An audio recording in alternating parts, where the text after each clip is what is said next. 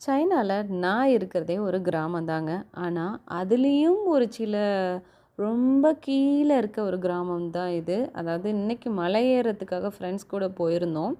So, அந்த இடத்துல இருக்கக்கூடிய ஒரு சின்ன ஒரு ரோடு இதெல்லாம் பார்க்கும்போது நம்ப ஊர் ஃபீலிங் தான் வருது பாருங்களேன்.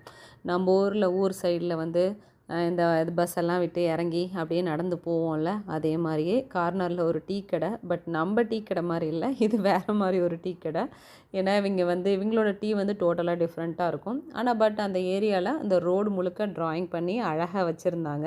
ஸோ, இந்த டாப்ல இருக்க அந்த மலைக்கு தான் இப்ப நம்ம போயிட்டுருக்குறோம்.